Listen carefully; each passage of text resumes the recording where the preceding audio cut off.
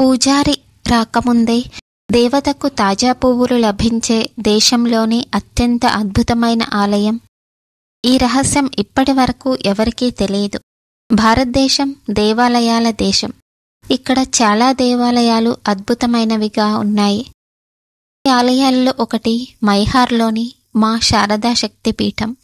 మైహార్లోని శారదా ఆలయం దేవత యొక్క 51 శక్తిపీఠాలలో ఒకటి. సతీదేవి తల్లి మెడ ఇక్కడ పడిందని చెబుతారు. ఈ ఆలయం త్రికూట పర్వతం పైభాగంలో ఉంది.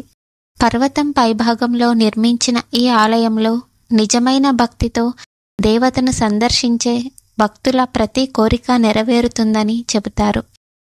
ఈ ఆలయం చాలా అద్భుతం. ఈ ఆలయంలో ప్రతిరోజు ఒక అద్భుత సంఘటన జరుగుతుంది.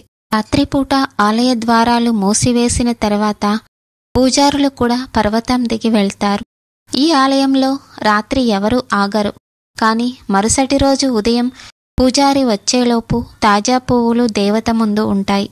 ఈ తాజా పువ్వులను 2 యోధులు అల్హా మరియు ఉడల్ దేవతకు సమర్పిస్తారని నమ్ముతారు. ఈ ఆలయం గురించి అల్హా మరియు ఉడల్ ప్రతిరోజు కనిపించకుండా ఆలయానికి వచ్చి తల్లిని పూజిస్తారని నమ్ముతారు. ఈ 2 యోధులు ఈ దట్టమైన అడవిలో పర్వతంపై ఉన్న మా శారద పవిత్ర నివాసాన్ని కనుగొన్నారు మరియు ఇక్కడ 12 సంవత్సరాలు గడిపారు. దీంతో పాటు అల్హా మరియు ఉడల్ దేవతను ప్రసన్నం చేసుకోవడానికి తమ నాలుకను అర్పించారని ఈ ఆలయం గురించి మరొక కథనం ప్రబలంగా ఉంది. అప్పుడు తల్లి వారి భక్తికి సంతోషించి వారి నాలుకను తిరిగి వచ్చేలా చేసింది. ఈ ఆలయంలో దేవిని చూడడానికి 1001 మెట్లు ఎక్కాలి. అయితే గత కొన్ని సంవత్సరాలుగా ఇక్కడ రోప్వే సౌకర్యాలు కూడా ప్రారంభించబడ్డాయి. ఈ వీడియో మీకు నచ్చినట్లయితే ప్లీజ్ లైక్ చేయండి, షేర్ చేయండి, సబ్స్క్రైబ్ చేయండి. Thank you for watching.